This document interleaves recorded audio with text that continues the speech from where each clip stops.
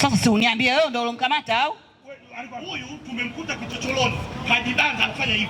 Anafanyaje? Hivi. Alikuwa anafanyaje? Hivi. Nisamee mke wangu. Nikusamee bila kujua kosa, wewe si useme ulikuwa unafanyaje? Na hiyo chupa ulikuwa unafanya nini?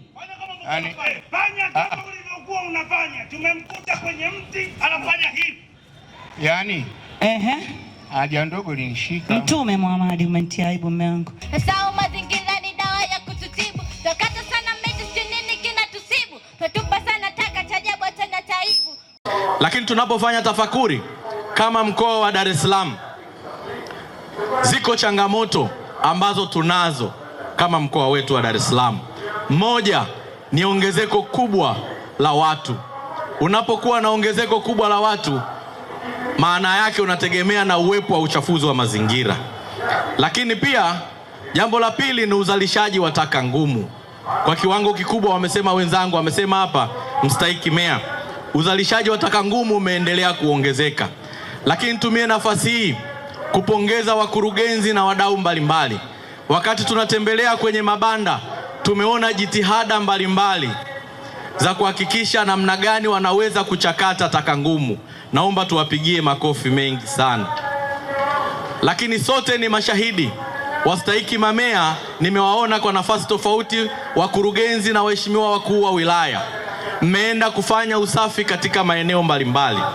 Hivyo uchafuzi wa mazingira umeenda mpaka baharini, mpaka kwenye mito. Wenzetu wa Temeke wanajua, Ilala mnajua, Msimbazi, Kinondoni mnajua Msimbazi, namna taka zinavyokuja kutupwa baharini.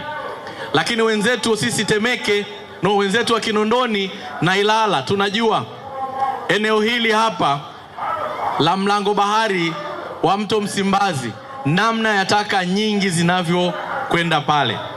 Hivyo ni changamoto kubwa katika jiji letu la Dar es Salaam. Hivyo siku kama ya leo ni siku ambayo tunafanya tafakuri kwa pamoja. Lakini wakati tunafanya tafakuri, tuna haja ya kuwapongeza na kuwasifia zile kampuni na taasisi ambazo wameanza kuchakata. Wapigieni makofi mengi sana. Lakini sambamba na hiyo, kama mkoa wa Dar es Salaam ni mkoa ambao Mheshimiwa Rais ameleta fedha nyingi za ujenzi wa miundombinu. Moja ya changamoto ambayo tunaendelea kuipata ni makampuni yetu na mikataba ambayo makampuni yetu inayo kwenye halmashauri zetu. Muda wanaopewa wakati mwingine wanashindwa kununua vifaa vya kisasa vya kufanyia usafi katika maeneo ambayo yamejengwa. Mfano leo hii unazungumzia barabara Mheshimiwa Rais ameijenga kutoka katikati ya jiji la Dar es Salaam kwenda Ubungo, kwenda Kimara, kwenda Mbezi. Unategemea mama yangu mwenye fagio afagie zaidi ya kilomita 40 kwa fagio ya chelewa. Haiwezekani. Leo hii kutoka Dar es Salaam hapa katikati ya jiji kwenda Gongo la Mboto zaidi ya kilomita 25, unategemea mama yangu aende na fagio ya chelewa afagie mchanga barabarani. Haiwezekani. Lakini leo hii kutoka hapa katikati ya jiji unapokwenda Tegeta ni zaidi ya kilomita 30, unakwenda Boko. Mheshimiwa Rais amejenga barabara nzuri, lakini unamtegemea mama mwenye fagio ya chelewa akakufagilie barabarani. Haiwezekani. Nitumie nafasi hii kuwaomba wastahiki mamea, waheshimiwa madiwani na wakurugenzi, mkafikirie namna gani makampuni haya yanayofanya usafi kulingana na mikataba mnaowapa, ili waweze kuja na vifaa vya kisasa vya kufanyia usafi barabarani. Leo hii tunakwenda kwenye Afcon, wageni wanatoka maeneo mbalimbali duniani, alafu anamkuta mama ameweka kile kidude anafagia barabara ya kutoka airport. Hivyo ni waombe na kuwasihi, hizo ni changamoto. Lakini pia matumizi ya teknolojia mbalimbali yamekuwa sehemu ya changamoto ya mafanikio yetu ya kuhakikisha mji wetu au mkoa wetu wa Dar es Salaam unaendelea kuwa safi. Maadhimisho haya ya siku ya mazingira duniani huadhimishwa kila mwaka ikifikapo tarehe 5 Juni, na NEMC inapenda kuungana na Watanzania wote na jumuiya ya kimataifa katika kuadhimisha siku hii ya mazingira kwa mwaka huu.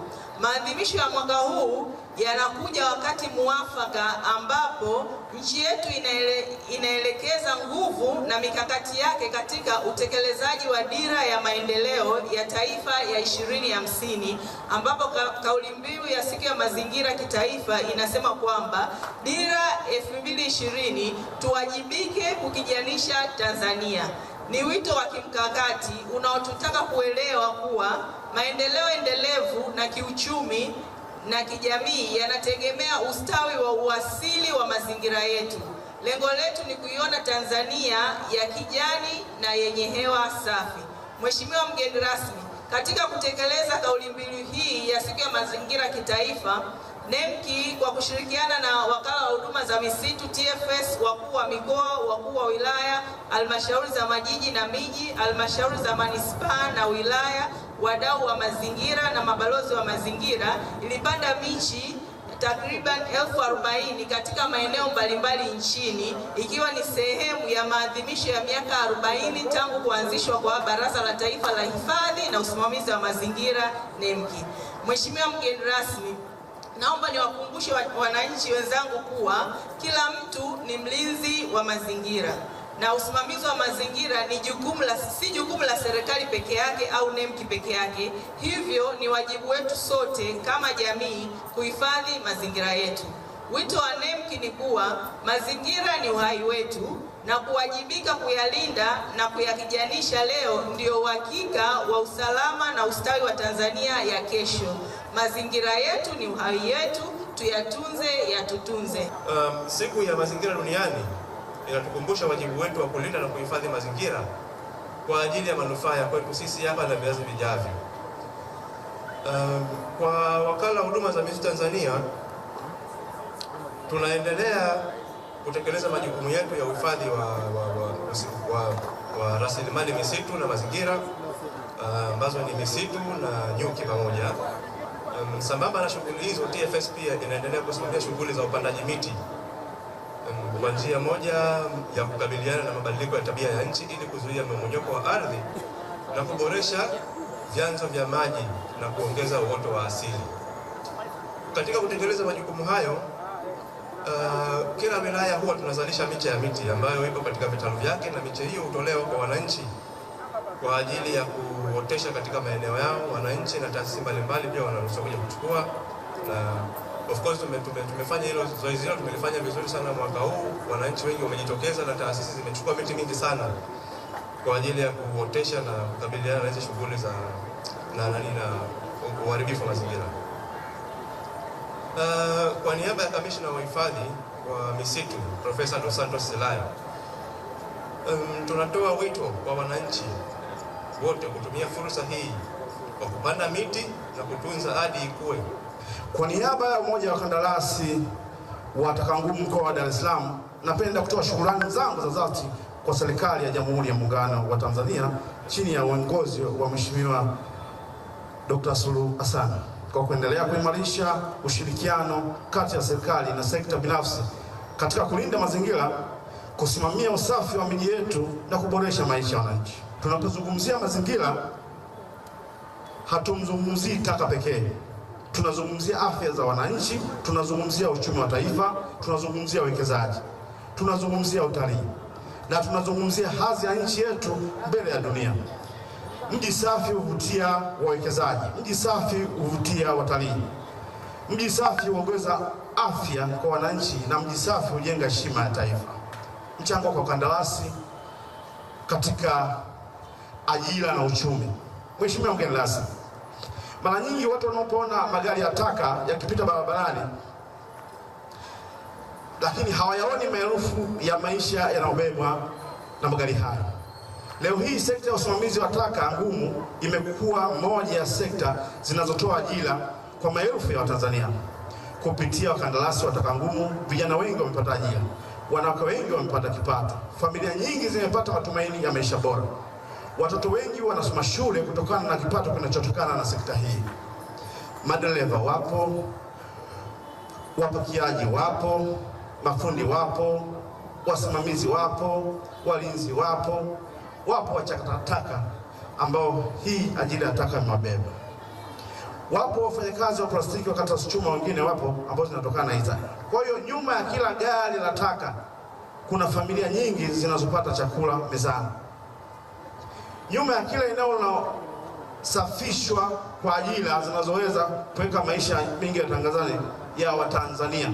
Kipekee sana, sekta hii imekuwa mkombozi kwa wananchi katika kada zote. Mwenye shahada anapata nafasi, mwenye diploma anapata nafasi, mwenye elimu ya sekondari anapata nafasi, mwenye elimu ya msingi anapata nafasi, na hata ambaye hajapata fursa ya elimu rasmi anaweza kupata ajira halali. Kwa namna hiyo, sisi wakandarasi wa taka ngumu tumekuwa washirika wa serikali katika mapambano dhidi ya ukosefu wa ajira, umaskini na changamoto za kiuchumi. Kwa hakika sekta hii si sekta ya kubeba taka pekee, ni sekta inayobeba matumaini ya maelfu ya Watanzania. Taka si uchafu, taka ni fursa.